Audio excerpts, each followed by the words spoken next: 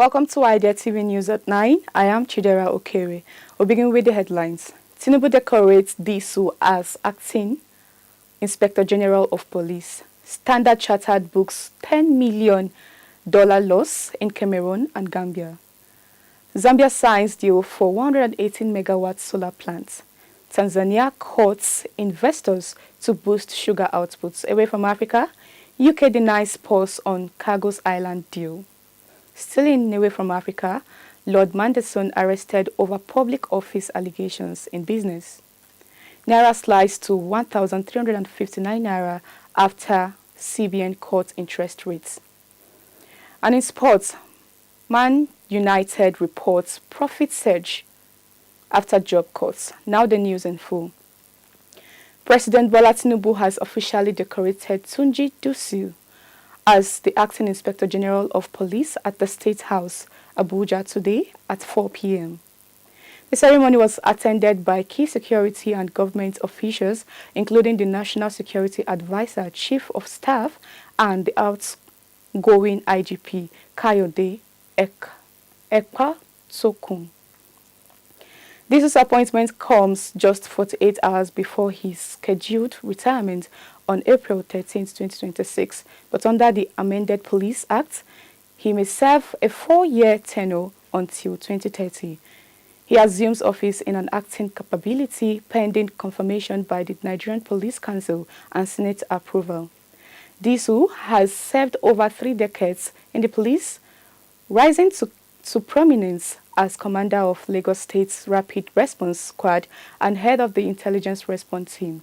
His appointment will prompt the retirement of several senior officers, including up to 9 Deputy Inspectors General of Police. Moving forward, British bank Standard Chartered has recorded a $10 million loss following the sale of its operations in Cameroon and Gambia. The loss was evenly split with $5 million from each country. The divestment forms part of the bank's ongoing strategy to focus on higher return markets and reduce risk exposure. In Cameroon, the sale alone cost $3 million in risk-weighted assets within the corporate and investment banking division. Standard Chartered now concentrates on 11 key African markets, including Nigeria, Côte d'Ivoire, Ghana, Kenya, and Mauritius. The bank has said it will provide further updates on its strategic plan during an investor briefing in May 2026.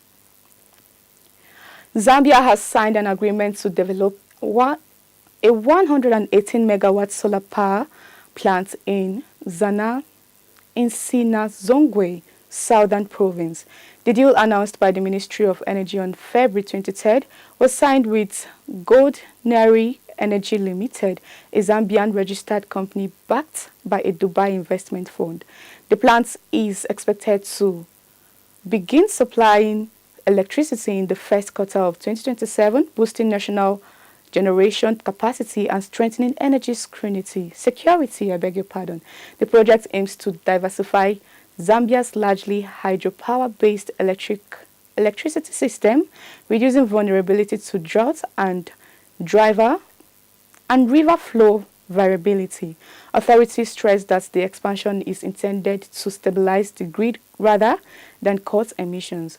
Zambia, which generated over 80% of its electricity from hydropower in 2025, is positioning solar energy as key part of its strategy to ensure reliable power supply across the country. In another news, the Tanzanian government is stepping up efforts to attract local and foreign investment into the country's sugar industry. Planning and Investment Minister Kitala Nkombo said on February 23rd, highlighting the gap between domestic production and demand. Tanzania consumes around 7,000 tons of sugar annually, but local output has averaged just 445,000 tons between 2020 and 2024. As a result, sugar imports nearly tripled over the same period, reaching 553,615 tons in 2024 and costing over $400 million.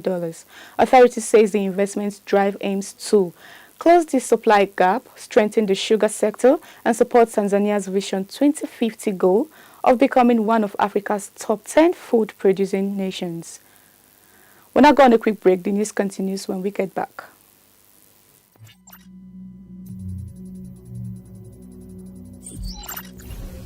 Sustainable technology. Sustainable technology focuses on reducing the environmental impact of industries by leveraging green energy, recycling, and waste management innovations. From solar panels to green manufacturing processes, the focus is on sustainability as regulations tighten globally. But scalability remains a concern. Green technologies often require large initial investments, and the global infrastructure isn't always equipped to handle the shift away from fossil fuels. The sustainable tech market is projected to grow from $36.6 billion by 2027, with industries like transportation, energy, and manufacturing leading the way.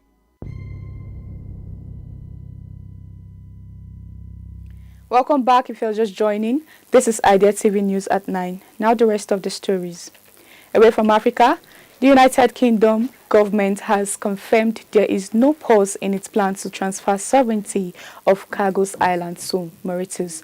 The announcement comes after Foreign Office Minister Hamish Falconer suggested discussions with the United States were ongoing. The deal includes a £101 million annual cost to lease back a joint UK and US military base on Diego Garcia, the largest island. Prime Minister Sir Keir Starmer's office said the UK's position remains unchanged and discussions with the US are continuing. The process faced renewed scrutiny after US President Donald Trump publicly urged the UK not to give away Diego Garcia, despite earlier official US backing for the agreement. The UK will proceed with legislation to ratify the treaty at the appropriate time. Lord Mandelson was arrested at his London home on Monday as part of an investigation into alleged misconduct in public office.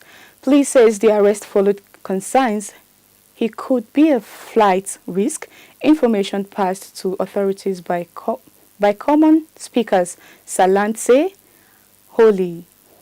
Lawyers for Lord Mandelson described the arrest as based on baseless claim, noting that he agreed to an interview next month. The former Labour minister was taken to Wandsworth police station and later released on bail surrounding his passports. The probe centers on allegations that while serving as a minister, Mandelson passed market-sensitive government information to the late convicted sex offender Jeffrey Epstein. Mandelson maintains he acted lawfully and intends to cooperate fully to clear his name. And now in business news, the Naira weakened to 1,359 Naira per dollar on Tuesday following the 304th Monetary Policy Committee meeting of the Central Bank of Nigeria. This comes after the CBN reduced its monetary policy rate from 27% to 26.5%. Despite the rate cuts, other key policy measures were left unchanged. The cash reserve ratio remains at 45% for commercial banks and 6% for merchant banks, while the liquidity ratio is steady at 30%. CBN Governor Olayemi Cardoso said Nigerians' gross external reserves reached $50.45 billion as of February 16, marking the highest level in 13 days. He emphasized that market confidence remains 13 years, He emphasized that market confidence remains central to stability in the foreign exchange markets. And finally, in sports, Manchester United has reported a significant profit increase following recent job cuts. The club posted an operating profit of £32.6 million, up from a £3.9 million loss in the same period last year. The positive results follows a restructuring program that saw around 450 roles cut, helping reduce operating costs. For the latest quarter alone, United made £19.6 million in profits compared to £3.1 £3.1 million last year, despite a drop in total revenues, £190.3 million due to missing out on European competitions last season. The club expects full-year revenues of between £640 million and £660 million. Chief Executive Omar Barada highlighted the impact of cost reduction and off-pitch transformation on the club's financial health. And that's all we have for you today on Idea TV News at 9. But before we go, here is the recap of the headlines. TINUBU decorates DISU as acting Inspector General of Police. Standard Chartered books $10 million loss in Cameroon and Gambia. Zambia signs deal for 118 megawatt solar plants. Tanzania courts investors to boost sugar outputs. Away from Africa, UK denies pause on CHAGOS island deal. Stealing away from Africa, Lord Mandelson arrested over public office allegations. In business, NAIRA slides to 1,359 naira after CBN cuts interest rates. And finally in sports, Man United reports profit surge after job cuts. Do not forget to follow us across all social media platforms at Idea Television. I am Chidera Okewe. Thank you for watching.